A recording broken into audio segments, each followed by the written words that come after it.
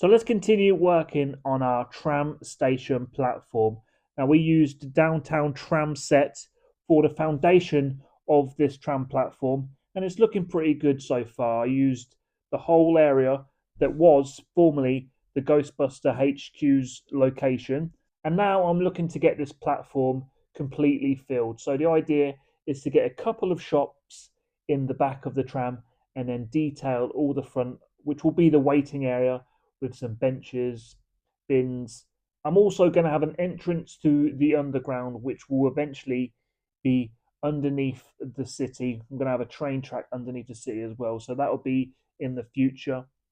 So, taking a look at what we've done so far already, like I said, I've created the platform to fill up this entire area. I've also laid down the tram track as far back as up to there. I've added a row of yellow tiles to the edge of the platform as a warning, as a lot of platforms do. We've got the coffee stand that came with the set on the platform. That is unchanged and will be staying in that location, I think. And then we just gated off this side of the platform to stop any minifigures trying to jump the train without having to buy a ticket. And I'm going to have the same design for the fence that's on the Bricklink Designer Program set, the Brick Cross Station that I originally had over that side of Lego City, just there. I just need to get hold of some of these arrow pieces to go on the top, but that will look really good over there. I didn't come to the edge of the area with the platform, so I left a couple of rows of studs, and I've just filled that with some greenery here. So let's not waste any more time and get started on the platform. And the first addition is going to be this Lego City ice cream shop. I absolutely love Lego City sets like this. And the best thing about this one is it's going to be just plug and play. It can fit straight in to the area where I want it to go with little to no modifications whatsoever. I'm going to change this area here and remove these half tile, half plate pieces. But basically, it's just going to sit there in that corner with enough space for another shop and then deck out the waiting area. And that is going to be great. That set comes with a seating area, but I'm not going to be using that. And also comes with an outside sign pointing to the shop. Not sure if I've got enough room to use this, but I'm going to try.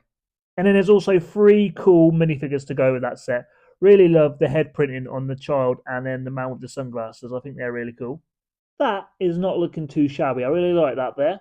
And I've made more of a step feature rather than removing those plates. Just added some tile and extra plates to it. And then that now is more of a step feature. But that looks awesome there, actually. I like that. Now I'm going to have another shop in the place next to it.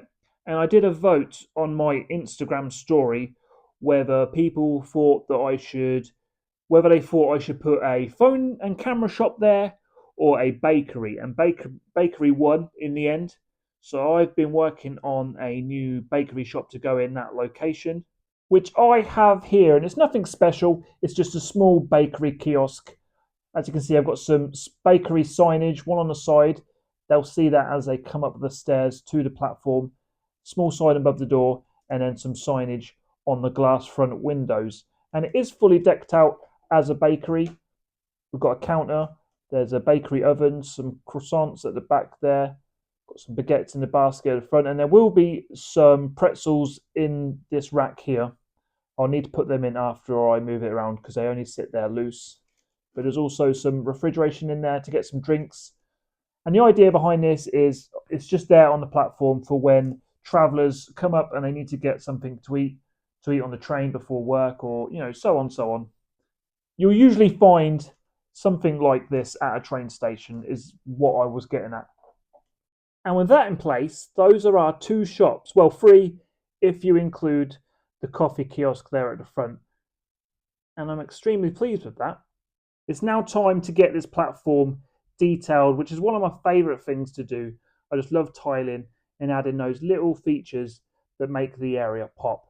One thing I do need to get better at, though, I must admit, is adding patterns to tiles. It can be tricky sometimes because tiles are on the expensive side. Even 1x1 tiles can be like 6p each. It doesn't sound a lot, but when you're ordering, say, 100 tiles, it soon adds up pretty quickly. But I'm just going to have a little play around with the tiles that I do have, just to see if I can come up with something a little bit extra than the usual grey tiles to go on the platform. So here is where we are at the minute. I've added some benches. This was the bench that came in the downtown tram set. I've just replicated it and made a couple more. Added some trash cans in between. And then also this signage is from the downtown tram set as well. I've just made the two signs back to back. They were some departures and then what the tram line is. Like I said, I've just made it back to back. They were side by side in the original set, but because of the space limitations, I've had to put them back to back like that. Behind the coffee shop, I've just added a little barrier wall going around the corner there up to the stairs. You know, it looks good with the masonry bricks and then the curved slope on the top. I really like that piece for some detailing. And then at the end here, I've got the entrance to what's going to be the underground train station. I'm not going to think about that too much at the minute. I may just leave it like that while I focus on the tiling of the platform. But that is what that's going to be, the entrance to the underground. I'm really pleased with it so far. And once it's tiled, it's going to look even better. So I'm going to get on with that now. Okay, listen, I know I said I was going to try something different with the tiling, go a bit outside of my comfort zone and try to create some more patterns. And I had every intention of doing that. I even tried. Look, I had these 1x1 sand blue tiles with the 2x2 dark tan tiles, and I was making a pattern. And I went to get my 2x2 jumper tiles that I had. I've got a load of them because all of this area used to be dark tan in the old city. So I had loads of jumper tiles. Can I find them? No, they are nowhere to be seen whatsoever. I've looked everywhere in this Lego room. So I've had to go back to the trusty dark bluish grey 1x2 tiles. But saying that, I think it looks great. And you know, it's not totally plain. I've put this little light bluish grey cross in with the pentagon pieces, and I've got a row of light bluish grey along the front next to the yellow tile. I also changed up the advertisement board. I put a double window piece in, so now it's thicker. Still back to back, but looks a lot better with the 2x4 light bluish grey tile on the top. This is looking great. All I need to do now is add some minifigures, and in this area will be complete for the time being. There we go. All our minifigures have now been added to the platform as well, and this is looking so good. Really pleased with how this has turned out. I think there's still a bit of work we can do to it. Definitely the track needs to be worked on, and just a few more extra details, maybe adding some more greenery in there in some places. I've added some leaf to the fence on this side. Like I said, I need to get those arrow pieces for the top of there, but I'm very happy with how it's looking so far. Would love to know what you think to it down in the comments.